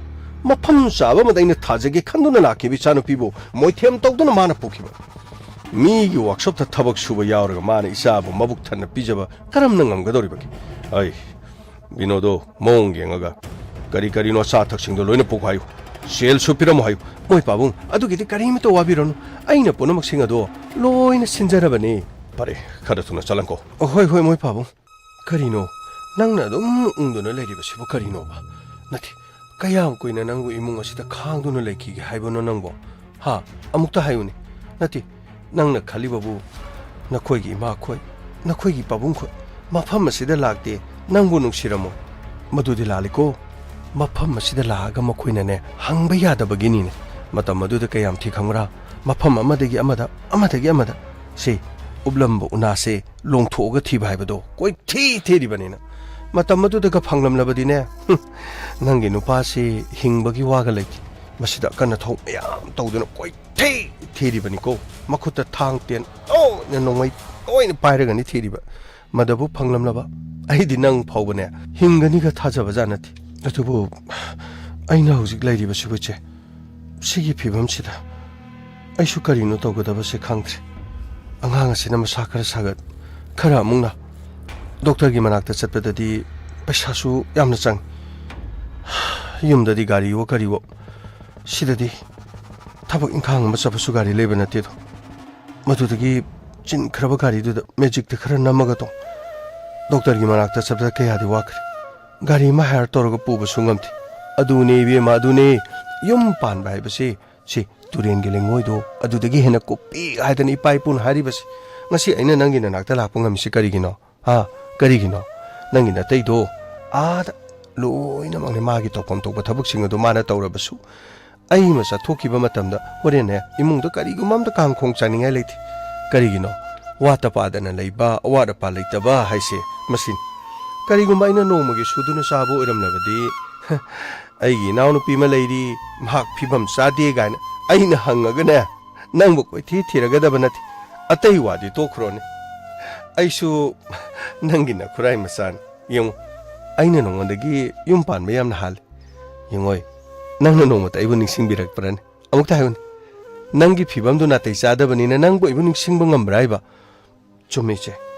ꯑꯗꯨꯕꯨꯗꯤ ꯑꯩꯅ ꯅꯤꯡꯁꯤꯡꯕꯗꯤ ꯉꯝꯗꯦ ꯑꯗꯨꯕꯨ ꯏꯆꯦ ꯑꯩ ꯀꯔꯤꯅꯣ ꯍꯧꯖꯤꯛ ꯇꯧꯒꯗꯧꯔꯤꯕꯁꯤꯕꯨ ꯍꯧꯖꯤꯛ ꯑꯩꯅ ꯊꯥꯡꯒꯗꯧꯔꯤꯕ ꯈꯣꯡꯊꯥꯡ ꯑꯁꯤꯕꯨ ꯀꯔꯤꯅꯣ ꯑꯩꯅ ꯇꯧꯒꯗꯧꯔꯤꯁꯤꯕꯨ ꯀꯔꯤꯅꯣ ꯍꯥꯏꯕ ꯏꯆꯦ ꯑꯩꯅ ꯅꯉꯣꯟꯗ ꯂꯣꯏꯅ ꯍꯥꯏꯔꯦꯗꯅ ꯑꯩꯅ ꯍꯥꯏꯕꯗꯨ ꯂꯣꯏꯅ ꯌꯥꯎ ꯍꯧꯖꯤꯛꯅꯦ ꯅꯪꯒꯤ ꯃꯇꯝ ꯂꯣꯏꯅ ꯂꯩꯔꯤ ꯁꯤ ꯌꯦꯡꯉꯨꯁꯦ ꯑꯩ ꯍꯥꯏꯒꯦ ꯑꯉꯥꯡ ꯑꯁꯤꯗꯤ ꯃꯥꯁꯨꯅꯦ ꯃꯔꯥꯏꯕꯛꯇ ꯑꯁꯨꯝꯅ ꯊꯣꯛ ꯍꯥꯏꯗꯨꯅ ꯇꯝꯂꯝꯂꯕꯅꯤ ꯃꯃꯥ ꯐꯥꯎꯕꯗ ꯍꯧꯖꯤꯛ ꯍꯣꯔꯦꯟ ꯀꯔꯤꯅꯣ ꯈꯪꯕ ꯉꯝꯗ꯭ꯔꯕꯗ ꯅꯪꯅ ꯃꯥꯒꯤꯗꯃꯛꯇ ꯀꯌꯥꯝ ꯀꯨꯏꯅ ꯈꯟꯈꯤꯗꯣꯔꯤꯕꯅꯣ ꯃꯄꯥ ꯃꯤꯆꯥꯎ ꯆꯥꯎꯅ ꯂꯩꯔꯤꯁꯤꯗꯤ ꯑꯩ ꯍꯥꯏꯒꯦ ꯍꯧꯖꯤꯛꯅꯦ ꯑꯩꯅ ꯅꯣꯏꯒꯤ ꯏꯃꯨꯡꯗꯨꯗ ꯈꯪꯕꯗ ꯅꯪꯅꯅꯦ ꯅꯣꯏꯈꯣꯏꯒꯤ ꯅꯌꯨꯝꯗ ꯍꯜꯂꯛꯄ ꯃꯇꯝꯗ ꯅꯣꯏ ꯏꯃꯨꯡꯗ ꯊꯣꯡ ꯂꯥꯎꯅ ꯍꯥꯡꯉꯤ ꯑꯗꯨꯕꯨ ꯅꯪꯅ ꯅꯆꯥꯁꯤ ꯄꯨꯔꯒ ꯌꯨꯝꯗ ꯍꯟꯕꯗꯤꯅꯦ ꯅꯪꯒꯤ ꯊꯣꯡ ꯄꯨꯔꯥ ꯂꯣꯜꯂꯒ ꯂꯩ ꯑꯗꯨꯗꯤ ꯏꯆꯦ ꯑꯉꯥꯡ ꯑꯁꯤ ꯄꯨꯔꯕꯗꯤ ꯅꯪ ꯑꯉꯥꯡ ꯑꯁꯤ ꯄꯨꯔꯕꯗꯤ ꯌꯨꯝ ꯑꯗꯨꯗ ꯆꯪꯕ ꯁꯨꯡꯌꯥ ꯌꯥꯔꯣꯏ ꯃꯔꯝꯗꯤ ꯀꯔꯤꯒꯤꯅꯣ ꯈꯪꯕ꯭ꯔꯥ ꯅꯈꯣꯏ ꯄꯥꯕꯨꯡꯅ ꯍꯥꯏꯔꯤꯁꯦ ꯑꯇꯣꯞꯄ ꯁꯥꯒꯩꯒꯤ ꯏꯅꯤ ꯁꯤꯅꯤ ꯃꯈꯣꯏꯅ ꯌꯥꯅꯤꯡꯅ ꯂꯨꯍꯣꯡꯉꯒ ꯑꯩꯈꯣꯏꯗ ꯁꯨꯃꯥꯡꯂꯥ ꯇꯥꯗꯨꯅ ꯅꯪꯕు ꯂꯨꯍꯣꯡ ꯈꯣꯡꯗꯣꯡꯕ ꯅꯠꯇꯕꯅꯤꯅ ꯅꯪꯅ ꯁꯥꯒꯩ ꯑꯇꯣꯞꯄ ꯑꯃꯒꯤ ꯏ ꯄꯨꯔꯛꯇꯨꯅ ꯑꯩꯈꯣꯏꯒꯤ ꯁꯥꯒꯩꯗꯗꯤ ꯑꯗꯨꯒꯨꯝꯕ ꯑꯃꯠꯇ ꯌꯥꯎꯈꯤꯗꯕꯅꯤꯅꯅꯦ ꯃꯗꯣ ꯀꯀꯥꯅ ꯃꯗꯨ ꯄꯥꯝꯗꯦꯕ ꯑꯗꯨꯅ ꯑꯩꯅ ꯈꯪꯕ ꯑꯃꯗꯤ ꯂꯩꯁꯦ ꯀꯔꯤꯅꯣ ꯏꯆꯦ ꯏꯆꯦꯅ ꯈꯪꯕ ꯍꯥꯏꯕꯕꯨ ꯑꯩꯅ ꯍꯥꯏꯔꯤꯁꯦ ꯃꯨꯟꯅ ꯇꯥꯎꯅꯦ ꯅꯪꯅꯅꯦ ꯌꯨꯝꯗ ꯂꯩꯔꯕ ꯃꯇꯝ ꯈꯔ ꯂꯩꯔꯒꯅꯦ ꯅꯪꯅꯅꯦ ꯁꯤꯃꯗꯤ ꯑꯩꯅ ꯈꯪꯕꯒꯤ ꯋꯥꯅꯤꯀꯣ ꯅꯣꯏ ꯄꯥꯕꯨꯡꯅ ꯍꯥꯏꯕ ꯅꯠꯇꯦ ꯅꯣꯏ ꯃꯥꯅ ꯍꯥꯏꯕ ꯅꯠꯇꯦ ꯅꯪ ꯌꯨꯝ ꯑꯗꯨꯗ ꯂꯩꯔꯕ ꯃꯇꯨꯡꯗ ꯅꯪ ꯌꯨꯝ ꯑꯁꯤꯗ ꯂꯩꯅꯤꯡꯗ꯭ꯔꯦ ꯑꯩ ꯏꯆꯥꯗꯨ ꯎꯅꯤꯡꯉꯤ ꯏꯆꯥꯗꯨ ꯄꯣꯔꯛ ꯍꯥꯏꯔꯕꯗꯤꯅꯦ ꯑꯩꯅ ꯈꯪꯕꯗ ꯑꯉꯥꯡ ꯑꯁꯤ ꯁꯣꯏꯗꯅ ꯅꯪꯒꯤ ꯏꯃꯥꯒ ꯄꯥꯕꯨꯡꯒꯅꯅꯦ ꯅꯪꯕꯨ ꯅꯨꯡꯁꯤꯔꯕꯗꯤ ꯁꯣꯏꯗꯅ ꯃꯈꯣꯏꯅ ꯄꯨꯔꯛꯄ ꯌꯥꯒꯅꯤ ꯑꯗꯨꯕꯨ ꯑꯍꯥꯟꯕꯗꯗꯤ ꯅꯨꯡꯁꯤꯔꯕꯁꯨ ꯅꯨꯡꯁꯤꯅ ꯅꯪ ꯑꯉꯥꯡ ꯑꯁꯦ ꯍꯨꯟꯗꯣꯛꯂꯝꯕ ꯇꯥꯏ ꯅꯪꯒꯤ ꯅꯨꯄꯥ ꯂꯩꯔꯤꯗꯅ ꯑꯉꯥꯡ ꯑꯁꯤ ꯀꯪꯁꯤ ꯁꯤꯒꯗꯕ ꯀꯔꯤꯁꯨ ꯂꯩꯇꯦ ꯃꯥꯅ ꯉꯝꯅꯅꯕ ꯈꯔ ꯁꯣꯏꯗꯅ ꯍꯣꯠꯅꯖꯅꯤ marak adudane angang asi logthuoga nangnane seyung nungai na ngang asi galegedab madugi makha tarakpadi na chebino na sinba plan da loini yang nakhoi mana ne pamadine nang yumda halakpa nakhoi paungna pambasu nang yumda halakpan angang asi yawbadi makhoina sung pam pamti angang asi nangnane mafam asi hundokpa pamo ai khangi angang asi longna nabagi plan du ai silangeba adugane nangbu nungai na amuktang hanagine na sanaudo pit langagani bema bit launa mukta layuse aina haribasin mafam asida ina lalibasi kayam kuire ha angang asi pitro piklingi dagin haujik ki angang asi ima papa loina kauba heiredana yengoi aina mafam asida lakpa matamda nahan mangana okibadudi kari hai nangdi kari hai aina ise sing thokpani thawama chalubadagi tangai phadana changlakpani haidana aina hai makhadi kari so hangaktre ai mafam asida lakpada toina thengnarabadi mado ma chingnarakan thongala thainabadi ma anira ahumlakti suraban mana khangdabagin ai su mafam asida lakpasi ma leiramdaba sidani aina khalibasi adubu mana ayama matamda thabuk suba satkiba matamda lakpanina madugidi khudong chadabadu leitrene adubu handak maraksi thabuk sufamdagi su ngana halakpugum taw aine maga phat thengnarabadi amu nungairo ai waige sidagide ai lakpase khara hanthage nanga iga wari sanadaba yade harabasu call torogane wari da phajana sanasi nangna tangai phadaba polam sing poropagi di kari mata khalun nachi aina ne thongan sida gari thok khangani maning phat anjala gari maning se haigalagane pochai du tup thadarama thamamba aina muk satkiba aduga aina haibase nang munadi khalu nang matam yamna leiri angang ase nangna ne amuk khana pamlabasu soidana makki longna nabagine madugi plan do na che ai toki nang yumda muktang halagane matam khara leraga se magi su sen taliba kholiba tawriba singsi khara kana jaraga nakoi hanjenaraba su yaidana aina haribasi bu nang kari khangeba iche aina yumda halaga ayamu hanjenaba yagadran hei masidi pangpadana nangni yumduda leirabadi nakuta sel tung khara pairaga khara tungjan tasandana tawradi amuk nakoi kanana khangani angang du sunangi nanakta leiro adagidi kakagi nom chagana mabu su koksan birasi ga haidana masanu pa yobu sunati pulap nungaina leikhrabadi kamdauba ha amukta hayune kamdaubuno masidi ipangpadana aikhoidabune piba ngakte yong mangan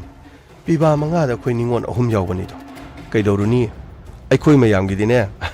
amada yen thongnara nungsinagibda aigi saruka song thung banate nangidi adu sunataba aina haribasi pangan ngasi wakhan muna khalo che madubu oiba yagadrane aibu imaga pabungana as nahandagi haribasi nangbu karimata thajadabrani nangbo ai sida lakliba pireiba kholiba tawribasi indom sana pireiba ngaktanini nangbo nangbu nungsibagini mafam asida makhoina laktana nangbu puduna satpa haibadu karamna pugadorige ei tungi khara khalo nasa sigi su khara khalo nangi su khalo sidai de nang sada thakta dana nati nangi no pasiga ngurung nang dana nati kaya kuino no bato godori dubo nati nakhoi ni ngarang na dana trong ngang nari budubo sidagi di kaya kuino song na duna lege dori ge ba sidagi di ne khara khara sin ngang na ramadi khut yorok ka dori bani khut yorok pa ji phuruk ka dori mi chera ka dori bani ne che kari haiga da bano khangtre workshop ta thabak yawbada su workshop ta gi sel pu bani henjel angang asina masangam da bagi sangkiba sel sing aduga ibani sana thakna bagi hidang lang thak leina bagi leita baga madugi khara sungang na badu dagi chinta pogdana rakani aduni ne bema madudagi di che thadana phurka dori bani ne nang madugi matam nu ngai ge hari bro ai aina hari basini ne pakhang ni sabi oringe da di nuksina base nuksi phajai pami to ngatan khudum chan khraba manakta leikraba punamak adu da dine tamna kaukthorok kadoriba nangi nupa sina selga karim thoktraga nangna hoji phawne nungsidana nangna konsinna dum thamduna leibase masi mu hengak pa leitre hei ai horeng wari sanarge se pungsi yatre malak pa matam yorani ai thoge hoise horena tangai phadaba nangna haining ba leiraba su aingon call toro ai chale ai thue kanano koi thunga da thulisi Masih nupi sa koi swaidan tak ꯊꯥ ꯑꯅꯤ ꯑꯍꯨꯝꯁꯦ ꯌꯥꯝ ꯇꯣꯏꯅ ꯎꯈ꯭ꯔꯦꯗ ꯑꯩꯕꯨ ꯍꯥꯟꯅ ꯎꯈꯤꯕꯒꯨꯝꯁꯨ ꯇꯧꯏ ꯑꯗꯨꯒ ꯑꯁ ꯊꯣꯡꯒꯥꯟꯁꯤꯗ ꯃꯥꯌꯣꯛꯅꯔꯦꯅꯤ ꯇꯧꯔꯤꯁꯤ 이봉아, 아이시다 타바말 아마니. 쌀래 이봉아. 그나 우리잖아. 그래 이놈아는 이빠박하나 쌀리신. 예시나. 까리 하이게. 앙앙디 마사가는 와 있다버드다. 파문대 힙도는 래. 그이노 히다골리가도 방강도 티에먹이 히다마이가도 비탁들어봐. 로이나 피테 아두 피탁포드기 똠두는 레디 독터기 만학다 뿌르가 앙앙치 쇼목당 잉다버디야 타박 쇼펌도서 아이나 셀도 로이나 막각산 눈을 레라바니나 셀 크라 피우 하이버도서 코이기 마푸드는 따드 마탐 크라 레르가 로드러버디 호지키디 고동 싸동 마드리 나코 왬타기 시대 통화도는 비마 토크리도 마티카나노 아이나 하이버드니 कोई लेकाई की इसे सिंगनी मोइसले थबा मा चलुइना सिदा चंगामन आइना मासे हाना उगीगुम आइना मसकसे लक्ष्ण मंगमदा माना बोरंगनिदा करा सुनति लेकाई की इसे सिंगनी ओ नाहान सुमासे अखोइ थोंगानगी थोलकपदा मुसु थेंनाग्रे अदुगा याम तत्तना मफमसि लाई मरमसिबो sum kairo lekai gini na sum lambi mapa phawbu da sum changjara ko orini atopa kari suleti kari ginu yamna kopna hangi do kari chingna bale ragi kesu singna bale te sidalari ba polam siri kari kesu na te aina nahano mala ko da poche khara aina tapkhiban kari haba nangdi kadai digi senpham kari gi tapiba aina khara ka sum tungjan ma khara leibani लेकाई की सेनीना इना कोना सु पीगे हाइदना इना खरसु सोलबा करी खरसु सोलबा होय करी तौर हेबगी तंगाई फदबने एगिसु फिबम याबना साथ्रे आइसु सेनिंग सानिंग बम यामले सानिंग थनिंग बके यामरम आइसु सेल थोक्त्रबनिना हाइबा करी मतंगमथ्रे अंगांग असिग बो होनागदरा इमुंग असिगी होनरिबा पुनमक्सु आई खंगदबना अदुबु तंगाई फदबा ngaktan यानी आई अदुम तपना दुम तौरगा आई लोइना पीनबो होनागी यासना नंगना पीबा पीदबगी वानाति करिनो तौरी थबा खरसिदी एंगोंदा सेंगना हाइफम थोइ मिंगोंदा शॉर्ट पोरबसु लौबोरबसु सिम लौरे सिम तौरे एंगोंदा हाइफम थोक्तबरान करि तौरी हेबगी आइना मदु लौरुबदा यामना काइनिंगाइ ओइरब्रो आइसु नाकी नुपिन इमुंग सिगी आइसु करिगुम हक खरदि लेना नंगोंदा हक लेते हाइबा करि मतलिते यासना अदुबु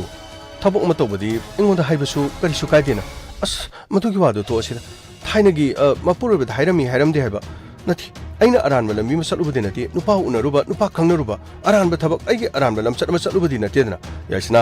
नंगना अरानबा लि चचली नंगना अरानबा थबक तोइ हाइबगी वा नथिने इमुंग सिद लेमिनरबदि ताथोक चादिन तौरगा नंगना पामना करिनो आइना पामना करिनो नंगना सेनिंग चानिंग बदुन करिनो हाइबदो हाइफम थोक्तब्रनि यासना मदु पुनमकतो मफम मफम तांजानन हाइबबु नंगनि बरनि पोसी पुरपगा थंबगा हेक्तो उबगा मथक्तगी तक्थरकलिबदुदी एंगोंदा नुंगाइतबा माले इमुंग असिदा आई सागै कनागा तिनखरबगी इमुंग असिदा मी क्याम लेबगेबा केरो लेकाई साइद कना मतो लोइनबसु नथि इसुंग इमानबा सिंगना सेटलि सारिबा तौरिबा पुनम आई नोंगते सेटके सागे आई करि मता हाइबसु लेति आई खंग नाहना यामना वाना होने हाइबसु आई मता पुनमक्ता लोइना खंगेबा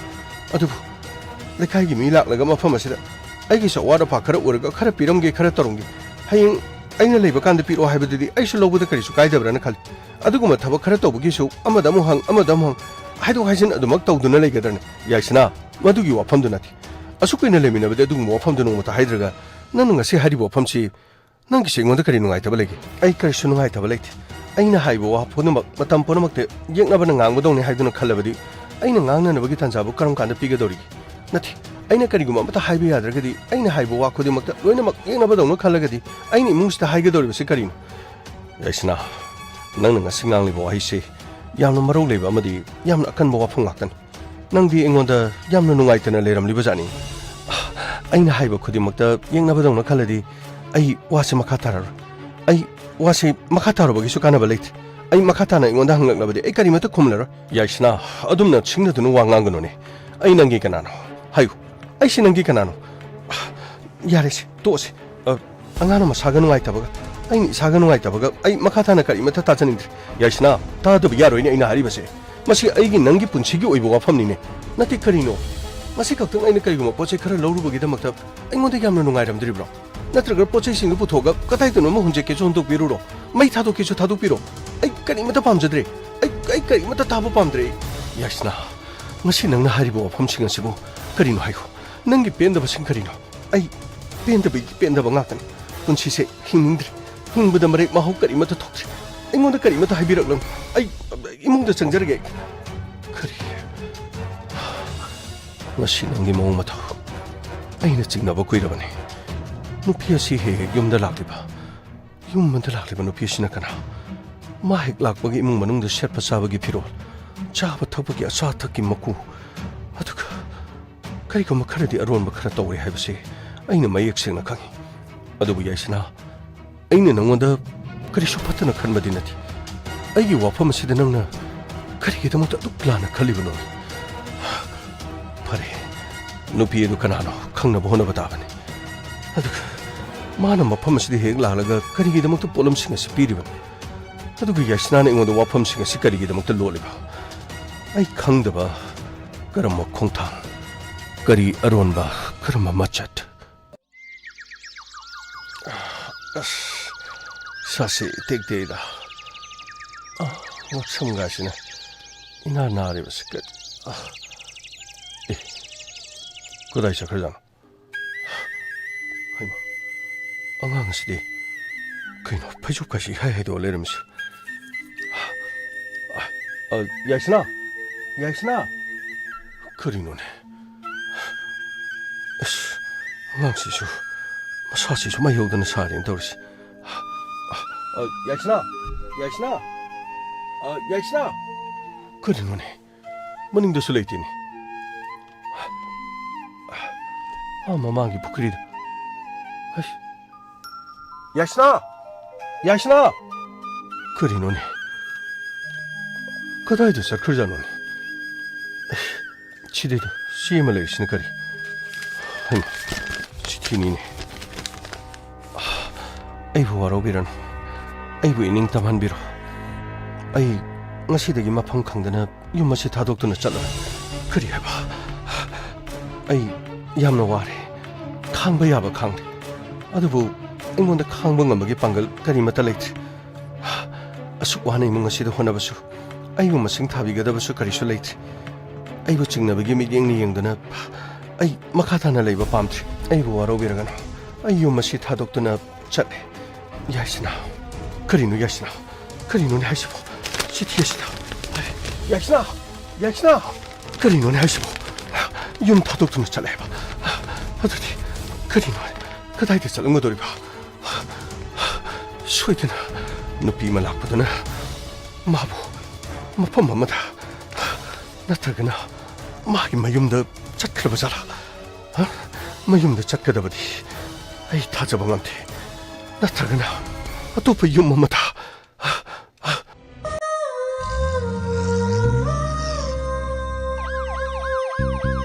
Lakle Inspector Tayay Lakle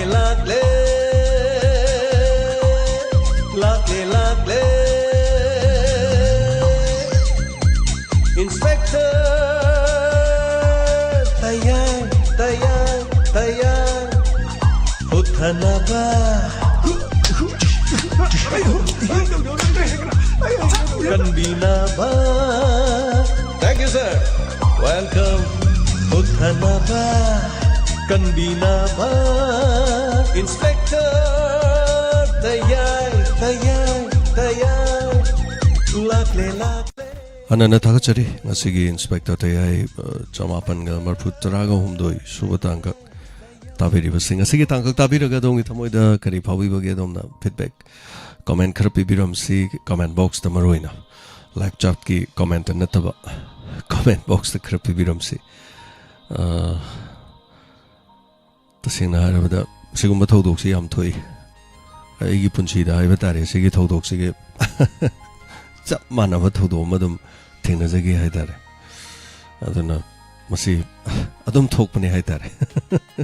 ꯑꯩꯒꯤ ꯊꯧꯗꯣꯛꯇꯤ ꯑꯗꯨꯝ ꯑꯩ ꯀꯖꯟꯁꯤꯡꯗꯅꯦ ꯑꯩꯒꯤ ꯑꯗꯨꯝ ꯁꯥꯒꯩꯒꯤꯗ ꯊꯣꯛꯈꯤ ꯁꯨꯃꯥꯏꯅ ꯇꯧꯕꯁꯦ ꯑꯗꯣ ꯃꯌꯥꯝꯅꯁꯨ ꯑꯗꯨꯝ ꯇꯥꯕꯁꯦ ꯑꯗꯨꯝ ꯂꯩꯕꯤꯔꯝꯒꯅꯤ ꯄꯨꯟꯁꯤꯗ ꯋꯥꯔꯤ ꯑꯣꯏꯔꯒꯁꯨ ꯍꯥꯏꯇꯥꯔꯦ ꯑꯗꯨ ꯀꯔꯤꯒꯨꯝꯕ ꯑꯗꯣꯝꯒꯤ ꯄꯨꯟꯁꯤꯗ ꯊꯣꯛꯑꯒꯗꯤ ꯀꯃꯥꯏꯅ ꯇꯧꯅꯤ ꯑꯗꯣ ꯍꯥꯏꯔꯤꯁꯦ ꯑꯗꯨꯝ ꯅꯨꯡꯁꯤꯅꯕꯗ ꯑꯗꯒꯤ ꯑꯗꯨꯝ ꯊꯣꯛꯑꯦꯕ ꯁꯨꯃꯥꯏꯅ ꯇꯧꯕꯁꯦ ꯑꯗꯣ ꯋꯥꯔꯤꯅꯤ ꯍꯥꯏꯕꯒꯤ ꯋꯥꯅꯤ ꯑꯗꯨ ꯇꯁꯦꯡꯅ ꯑꯗꯣꯝꯗ ꯊꯣꯛꯑꯗꯤ ꯀꯃꯥꯏꯅ ꯇꯧꯅꯤ ꯑꯌꯨꯛ ꯍꯧꯒꯠꯂꯛꯄꯗ ꯅꯨꯡꯁꯤꯅꯅ ꯂꯧꯅ ꯂꯩꯅꯈꯤꯕꯗꯨ ꯂꯩꯔꯝꯗ꯭ꯔꯒꯗꯤ ꯀꯃꯥꯏꯅ ꯇꯧꯅꯤ ꯑꯗꯣ ꯁꯨꯃꯥꯏꯅ ꯆꯠꯈꯤꯕ ꯆꯦꯟꯈꯤꯕ ꯑꯁꯤ ꯃꯌꯥꯝ ꯌꯥꯎꯋꯦꯕ ꯋꯥꯔꯤꯁꯦ ꯃꯌꯥꯝ ꯇꯥꯕꯤꯔꯝꯒꯅꯤ ꯑꯗꯨꯝ ꯁꯤꯒꯨꯝꯕ ꯋꯥꯔꯤꯁꯦ ꯑꯗꯣ ꯑꯩꯅ ꯂꯤꯖꯕꯗꯗꯤ ꯍꯟꯗꯛꯀꯤꯁꯤꯅ ꯑꯍꯥꯟꯕꯅꯦ ꯍꯥꯏꯕ ꯇꯥꯔꯦ ꯏꯟꯁꯄꯦꯛꯇꯔ ꯊꯌꯥꯏꯒꯤ ꯋꯥꯔꯤ 1,000 ꯌꯧꯒꯗꯧꯔꯦ ꯑꯗꯨꯒ 1,000 ꯌꯧꯒꯗꯧꯔꯕ ꯋꯥꯔꯤꯁꯤꯒꯤ ꯃꯅꯨꯡꯗ ꯁꯨꯃꯥꯏꯅ ꯇꯧꯕꯁꯤ ꯌꯥꯎꯗꯦ ꯑꯍꯥꯟꯕꯅꯦ ꯊꯦꯡꯛ ꯌꯨ ꯁꯣ ꯃꯆ ꯊꯥꯒꯠꯆꯔꯤ ꯌꯨꯝꯈꯥꯏꯕꯝ ꯍꯦꯂꯦꯟ ꯑꯗꯨꯒ ꯁꯕꯤꯔ ꯃꯥꯏꯕꯝ ꯅꯥꯎꯕꯤꯆꯥ ꯕꯤꯃꯣꯂꯥ ꯀꯣꯟꯁꯝ ꯄ꯭ꯔꯃꯣꯗ ꯂꯥꯏꯁ꯭ꯔꯝ ꯌꯥꯝ ꯅꯨꯡꯉꯥꯏꯇꯦ ꯇꯥꯛꯄꯗ ꯌꯥꯝ ꯁꯥꯏꯠ ꯈꯥꯟ ꯊꯥꯒꯠꯆꯔꯤ ꯃꯌꯥꯝ ꯋꯥꯔꯤꯁꯤꯒ ꯃꯔꯤ ꯂꯩꯅꯅ ꯀꯣꯃꯦꯟ ꯄꯤꯕꯤꯔꯛꯄ ꯕꯣꯃꯦꯁꯣꯔ ꯀꯥꯃꯨꯛ ꯊꯥꯒꯠꯆꯔꯤ ꯀꯨꯟꯖꯔꯥꯅꯤ ꯊꯦꯡꯛ ꯌꯨ ꯁꯣ ꯃꯆ ꯂꯣꯀꯦꯟ ꯁꯤꯡ ꯁꯤꯒꯤ ꯋꯥꯔꯤ ꯐꯖꯩ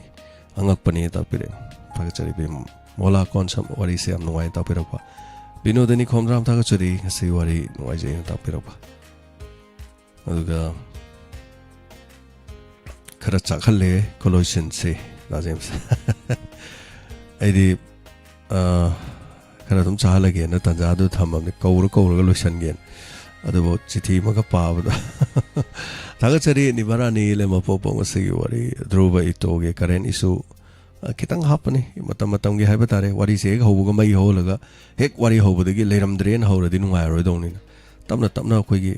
ꯏꯁꯩꯒꯤ ꯔꯥꯒ ꯇꯥꯕ ꯍꯥꯏꯗꯣ ꯑꯗꯨꯃꯥꯏꯅ ꯇꯧꯗꯅ ꯇꯦꯝꯄꯣꯁꯦ ꯁꯨꯝ ꯇꯞꯅ ꯍꯧꯔꯝꯗꯩ ꯁꯨꯝ ꯀꯟꯓꯜꯂꯛꯄ ꯑꯗꯨꯒ ꯗꯛꯅ ꯀꯟꯓꯟꯕꯁꯦ ꯋꯥꯔꯤꯒꯤ ꯅꯨꯡꯉꯥꯏ ꯑꯗꯣ ꯃꯌꯥꯝꯅꯗꯤ ꯍꯧꯔꯛꯄꯗꯨꯗ ꯋꯥꯆꯣꯏ ꯉꯥꯡꯗꯅ ꯂꯩ ꯀꯥꯏꯅ ꯈꯟꯕꯁꯨ ꯑꯗꯨꯝ ꯌꯥꯎꯔꯝꯒꯅꯤ ꯑꯦꯅꯤꯋꯦ ꯊꯥꯒꯠꯆꯔꯤ ꯅꯤꯕꯥꯔꯥꯅꯤ ꯊꯦꯡꯛ ꯌꯨ ꯁꯣ ꯃꯆ ꯁꯟꯖꯔꯃꯝ ꯇꯣꯝꯕꯤꯁꯅꯥ ꯊꯥꯒꯠꯆꯔꯤ ꯑꯗꯨꯒ ꯃꯦꯗꯥꯝ ꯁꯟꯖꯔꯃꯝ ꯇꯣꯝꯕꯤꯁꯅꯥ ꯉꯔꯥꯡ ꯑꯩꯒꯤ ꯀꯣꯃꯦꯟ ꯄꯥꯔꯛꯇꯦ ꯍꯥꯏꯕ ꯀꯣꯃꯦꯟ ꯑꯃꯈꯛ ꯌꯥꯎꯋꯤ ꯀꯣꯃꯦꯟ ꯄꯥꯕ ꯄꯥꯗꯕ ꯑꯗꯨꯝ ꯊꯣꯏꯗꯣꯛꯄ ꯀꯩꯁꯨ ꯈꯟꯕꯤꯔꯨꯅꯨ ꯑꯗꯨꯝ ꯆꯦꯟꯈꯠꯈꯤꯕꯁꯨ ꯑꯗꯨꯝ ꯌꯥꯎꯋꯤ ꯍꯥꯏꯕ ꯇꯥꯔꯦꯀꯣ ꯑꯗꯨꯅ ꯁꯨꯝ ꯃꯌꯥꯝ ꯄꯥꯔꯝꯕꯁꯤꯗꯒꯤ ꯑꯗꯨꯝ ꯖꯔ ꯆꯦꯟꯈꯤꯕꯅꯤꯅ ꯎꯍꯧꯗꯕꯁꯨ ꯑꯗꯨꯝ ꯌꯥꯎꯋꯤ ꯑꯗꯣ ꯋꯥꯔꯧꯕꯤꯔꯣꯏ ꯑꯗꯨꯒ ꯔꯣꯁꯃꯦꯔꯤ ꯊꯥꯒꯠꯆꯔꯤ ꯆꯥꯛꯅ ꯂꯣꯏꯁꯤꯜꯂꯦꯗ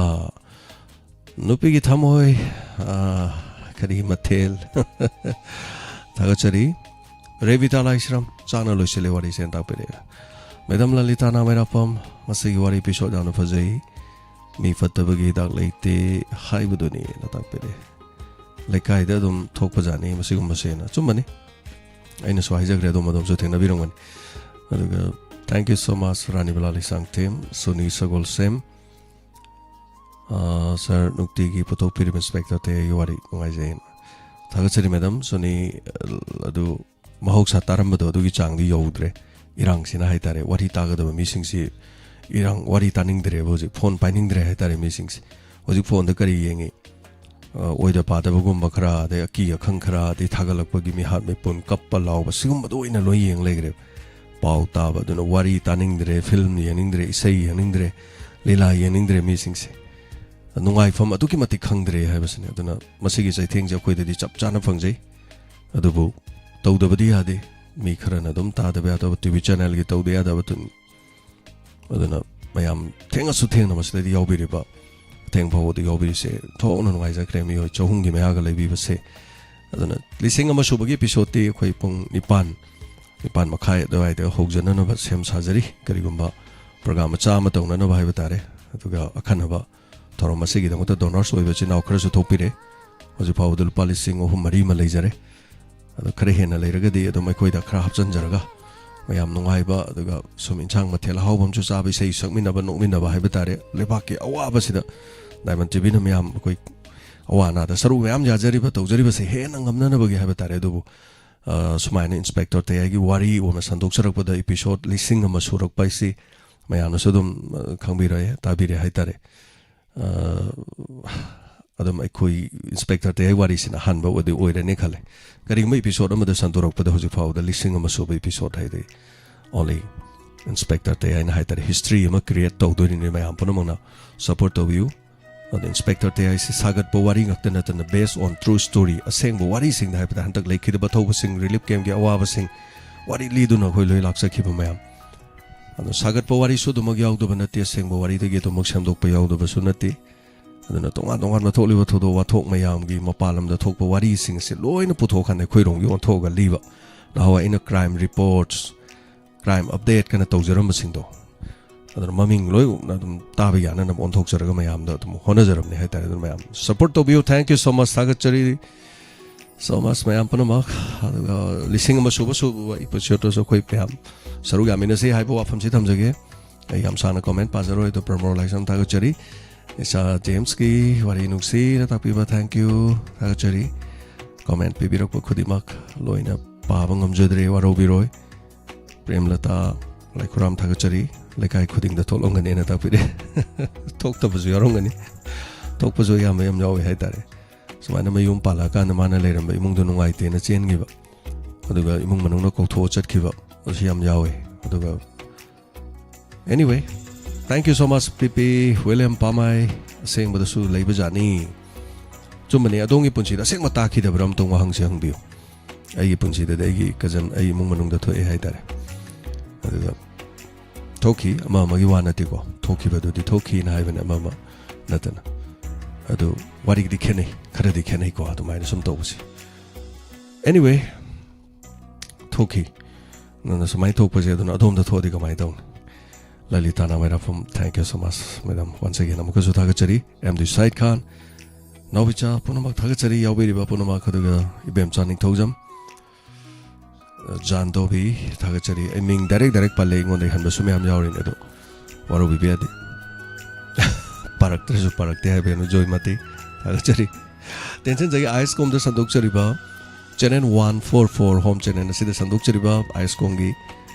ꯗꯥꯏꯃꯟ ꯇꯤꯚꯤ ꯍꯥꯏꯔꯤꯕ ꯆꯦꯅꯦꯜꯁꯤ ꯃꯈꯥ ꯇꯥꯕꯗ ꯏꯪꯂꯤꯁ ꯃꯨꯚꯤ ꯃꯊꯪ ꯌꯦꯡꯕ ꯐꯪꯕꯤꯒꯅꯤ ꯀꯅꯥꯒꯨꯝꯕ ꯇꯨꯝꯕ ꯌꯥꯗꯕꯁꯤꯡ ꯑꯗꯨ ꯄꯨꯡ 9 ꯇꯥꯔꯛꯄ ꯃꯇꯝꯗ ꯊꯧꯔꯝ ꯑꯁꯤ ꯑꯃꯨꯛ ꯍꯟꯅ ꯃꯌꯥꯝꯗ ꯔꯤꯄꯤꯠ ꯑꯣꯏꯅ ꯑꯥꯏꯁ ꯀꯣꯝꯒꯤ ꯑꯍꯤꯡꯗ ꯇꯥꯕ ꯐꯪꯍꯧꯗꯕꯁꯤꯡ ꯇꯥꯕ ꯌꯥꯅꯅꯕ ꯍꯣꯠꯅꯖꯒꯅꯤ ꯑꯗꯨꯒ ꯉꯁꯤꯗꯒꯤ ꯃꯇꯝ ꯈꯔꯒꯤ ꯇꯨꯡꯗ ꯑꯃꯨꯛ ꯁꯦꯝꯗꯣꯛꯆꯔꯒꯅꯤ ꯊꯧꯔꯝ ꯃꯔꯝꯗꯤ ꯑꯩꯈꯣꯏ ꯃꯁꯤꯒꯤ ꯃꯇꯨꯡꯗ ꯃꯌꯥꯝꯗ ꯅꯧꯅ ꯁꯟꯗꯣꯛꯆꯒꯗꯕ ꯊꯧꯔꯝ ꯍꯥꯏꯖꯕ ꯇꯥꯔꯦ 90.0ꯗ ꯁꯟꯗꯣꯛꯆꯒꯗꯕ ꯋꯥꯍꯣꯡ ꯔꯦꯗꯤꯑꯣ ꯍꯥꯏꯔꯤꯕ ꯔꯦꯗꯤꯑꯣ ꯆꯦꯅꯦꯜꯁꯤ ꯃꯌꯥꯝꯅ ꯈꯨꯠꯁꯤꯟꯅꯒꯗꯧꯔꯕꯅꯤꯅ ꯑꯌꯨꯛꯀꯤ ꯊꯧꯔꯝꯁꯤ ꯑꯌꯨꯛꯇ ꯊꯧꯔꯝ ꯈꯔ ꯁꯦꯝꯗꯣꯛ ꯁꯦꯝꯖꯤꯟ ꯈꯔ ꯑꯃ ꯇꯧꯔꯛꯑꯅꯤ ꯑꯗꯨ ꯇꯤꯚꯤ ꯆꯦꯅꯦꯜ ꯑꯁꯤꯒ ꯋꯥꯍꯣꯡꯒ ꯑꯩꯈꯣꯏ ꯀꯝꯕꯥꯏꯟ ꯑꯣꯏꯅ ꯆꯠꯀꯗꯕ ꯍꯥꯏꯕ ꯇꯥꯔꯦ ꯊꯧꯔꯝ ꯈꯔꯗꯤ ꯑꯗꯨꯝ ꯗꯥꯏꯃꯟꯒꯤ ꯇꯤꯚꯤꯒꯤ ꯄ꯭ꯔꯣꯒꯥꯝꯁꯤꯒ ꯃꯥꯟꯅꯒꯗꯕ ꯍꯥꯏꯕ ꯇꯥꯔꯦ ꯈꯔ ꯃꯥꯟꯅꯕ ꯑꯗꯨꯒ ꯈꯔ ꯂꯩꯔꯒꯗꯤ ꯈꯔ ꯁꯦꯝꯗꯣꯛ ꯁꯦꯝꯖꯤꯟ ꯃꯥꯟꯅꯗꯕ ꯈꯔ ꯍꯥꯏꯕ ꯇꯥꯔꯦ ꯃꯔꯨꯑꯣꯏꯅ ꯏꯟꯁꯄꯦꯛꯇꯔ ꯇꯦꯌꯥꯏ ꯃꯥꯟꯅꯔꯛꯀꯅꯤ ꯔꯤꯄꯤꯠ ꯈꯔ ꯃꯥꯟꯅꯔꯣꯏ ꯑꯇꯣꯞꯄ ꯄ꯭ꯔꯣꯒꯥꯝ ꯑꯍꯦꯟꯕ ꯈꯔ ꯌꯥꯎꯔꯛꯀꯅꯤ ꯇꯤꯚꯤꯁꯤꯒꯤ ꯄ꯭ꯔꯣꯒꯥꯝ ꯑꯌꯥꯝꯕ ꯈꯔ ꯔꯦꯗꯤꯑꯣꯗ ꯑꯗꯨꯝ ꯇꯥꯕ ꯐꯪꯉꯛꯀꯅꯤ ꯑꯗꯨꯒ ꯔꯦꯗꯤꯑꯣꯒꯤ ꯈꯔ ꯑꯃꯗꯤ ꯑꯃꯨꯛ ꯇꯤꯚꯤꯗ ꯑꯃꯨꯛꯁꯨ ꯐꯪꯉꯣꯏ ꯍꯥꯏꯇꯥꯔꯦ ꯁꯝꯅ ꯍꯥꯏꯔꯕꯗ ꯁꯨꯃꯥꯡ ꯂꯤꯂꯥ ꯁꯟꯗꯣꯔꯛꯄꯗꯨꯗꯤ ꯃꯤ ꯎꯗꯕ ꯔꯦꯗꯤꯑꯣꯗ ꯁꯟꯗꯣꯔꯛꯄꯗꯨ ꯇꯤꯚꯤꯗ ꯎꯍꯟꯕ ꯌꯥꯗꯕꯅꯤꯅ ꯁꯨꯃꯥꯏꯅ ꯇꯧꯗꯅ ꯍꯥꯏꯇꯥꯔꯦ anyway ꯊꯥꯒꯠꯆꯔꯤ ꯄꯨꯝꯅꯃꯛꯄꯨ ꯍꯟꯅ ꯃꯇꯝꯗꯨꯒꯤ ꯏꯟꯐꯣꯔꯃꯦꯁꯟ ꯃꯌꯥꯝꯗꯣ ꯄꯤꯖꯔꯛꯂꯒꯦ ꯃꯇꯝꯒꯤ ꯃꯇꯨꯡ ꯏꯟꯅ ꯑꯅꯧꯕ ꯆꯍꯤꯒꯤ ꯑꯅꯧꯕ ꯈꯨꯗꯣꯜ ꯑꯗꯨ ꯅꯨꯡꯉꯥꯏ ꯌꯥꯏꯐꯕ ꯑꯐꯕ ꯄꯥꯎ ꯇꯥꯃꯤꯟꯅꯁꯤ ꯑꯗꯨꯒ ꯀꯨꯝꯕꯤꯒꯤ ꯊꯣꯛꯈꯤꯕ ꯋꯥꯡꯉꯨꯔꯣꯝꯒꯤ ꯊꯣꯛꯈꯤꯕ ꯊꯧꯗꯣꯛ ꯊꯃꯣꯏ ꯁꯣꯛꯅꯤꯡꯉꯥꯏ ꯑꯣꯏꯅꯤ ꯑꯩꯈꯣই ꯄꯨꯝꯅꯃꯛꯅ ꯅꯤꯟꯗꯥ ꯇꯧꯃꯤꯟꯅꯁꯤ ꯅꯨꯡꯉꯥꯏꯇꯕ ꯐꯣꯡꯗꯣꯛꯃꯤꯟꯅꯁꯤ ꯑꯋꯥ ꯑꯅꯥꯗ ꯁꯔꯨꯛ ꯌꯥꯃꯤꯟꯅꯁꯤ ꯗꯥꯏꯃꯟ ꯇꯤꯚꯤꯅ ꯇꯧꯕ ꯌꯥꯕ ꯊꯕꯛꯁꯤꯡ ꯍꯥꯏꯕ ꯇꯥꯔꯦ ꯈꯨꯟ ꯉꯥꯛꯄꯁꯤꯡꯒꯤ ꯍꯧꯖꯤꯛ ꯑꯩꯈꯣꯏ ꯃꯇꯦꯡ ꯄꯥꯡꯕꯒꯤ ꯊꯕꯛ ꯆꯠꯊꯈꯤꯒꯅꯤ ꯃꯁꯤꯒꯤ ꯃꯈꯥ ꯇꯥꯔꯛꯄꯗ ꯀꯔꯤ ꯇꯧꯕ ꯌꯥꯕꯒꯦ ꯂꯩꯄꯥꯛꯀꯤ ꯑꯁꯤꯒꯨꯝꯕ ꯑꯋꯥ ꯑꯅꯥꯁꯤꯡꯗ ꯍꯥꯏꯕ ꯇꯥꯔꯦ ꯑꯉꯥꯡ ꯑꯃꯅ ꯑꯩꯅ ꯀ꯭ꯂꯥꯁ 10 ꯄꯥꯁ ꯇꯧꯔꯛꯄ ꯃꯇꯨꯡꯗ ꯑꯩ ꯄꯥꯕꯨꯡꯅ ꯏꯟꯁꯥꯡ ꯑꯍꯥꯎꯕ ꯊꯣꯡꯒꯅꯤ ꯑꯩ ꯂꯥꯏꯔꯤꯛ ꯂꯥꯏꯁꯨ ꯇꯝꯅꯅꯕꯒꯤꯗꯃꯛ ꯀꯅꯥꯅ ꯁꯦꯜ ꯄꯨꯊꯣꯛꯄꯤꯒꯅꯤ ꯋꯥꯍꯩꯁꯤ ꯇꯥꯕꯗ ꯊꯃꯣꯏ ꯃꯆꯦꯠ ꯇꯥꯏ ꯍꯥꯏꯕ ꯇꯥꯏ ꯑꯗꯨꯅ ꯑꯩꯈꯣꯏ ꯃꯌꯥꯝ ꯑꯣꯟꯁꯤꯟꯅꯗꯨꯅ ꯍꯥꯏꯇꯥꯔꯦ ꯄꯨꯛꯆꯦꯜ ꯆꯥꯎꯕ ꯑꯃꯅ ꯑꯉꯥꯡꯗꯨꯒꯤ 12 ꯐꯥꯎꯕꯒꯤ ꯅꯠꯇ꯭ꯔꯒ ꯃꯥꯒꯤ ꯃꯥꯁꯇꯔ ꯂꯣꯏꯕ ꯐꯥꯎꯕꯒꯤ ꯅꯠꯇ꯭ꯔꯒ ꯒ꯭ꯔꯦꯖꯨꯑꯦꯠ ꯂꯣꯏꯕ ꯐꯥꯎꯕꯒꯤ ꯆꯪꯕ ꯃꯍꯩ ꯇꯝꯅꯅꯕꯗ ꯑꯩ ꯄꯨꯊꯣꯛꯆꯔꯒꯦ ꯍꯥꯏꯗꯨꯅ ꯄꯨꯛꯆꯦꯜ ꯆꯥꯎꯕ ꯃꯤ ꯑꯃ ꯊꯣꯔꯛꯄꯗ ꯀꯔꯤꯁꯨ ꯑꯔꯨꯕ ꯅꯠꯇꯦ ꯍꯥꯏꯖꯔꯤꯕ ꯀꯅꯥꯒꯨꯝꯕ ꯑꯝꯇ ꯉꯝꯗ ꯇꯥꯔꯁꯨ ꯑꯩꯈꯣꯏ ꯃꯌꯥꯝ ꯄꯨꯟꯁꯤꯟꯅꯔꯗꯤ ꯑꯗꯨꯝ ꯉꯝꯒꯅꯦꯕ ꯑꯁꯤꯒꯨꯝꯕꯁꯤꯡ ꯑꯁꯤ ꯑꯩꯈꯣꯏꯅ ꯂꯩꯉꯥꯛꯅ ꯇꯧꯕ ꯉꯥꯏꯕ ꯈꯛꯇ ꯅꯠꯇꯅ ꯑꯩꯈꯣꯏ ꯃꯌꯥꯝ ꯄꯨꯝꯅꯃꯛꯅ ꯃꯇꯦꯡ ꯄꯥꯡꯗꯨꯅ ꯑꯩꯈꯣꯏ ꯍꯤꯡꯃꯤꯟꯅꯕ ꯌꯥꯏ ꯑꯩꯈꯣꯏꯒꯤꯗꯃꯛꯇꯅꯤ ꯏꯔꯩꯄꯥꯛꯀꯤꯗꯃꯛꯇꯅꯤ ꯍꯥꯏꯕ ꯇꯥꯏ ꯄꯨꯝꯅꯃꯛꯁꯤꯡ ꯑꯁꯤ ꯊꯦꯡꯛ ꯌꯨ ꯁꯣ ꯃꯆ ꯇꯦꯟꯁꯤꯟꯖꯔꯤ ꯄꯨꯝꯅꯃꯛ ꯑꯣꯖꯥ ꯈꯝꯕ ꯇꯣꯏꯖꯝ ꯊꯦꯡꯛ ꯌꯨ ꯁꯣ ꯃꯆ ꯉꯁꯤꯒꯤꯗꯤ ꯄꯨꯝꯅꯃꯛꯄꯨ ꯈꯨꯔꯨꯝꯖꯔꯤ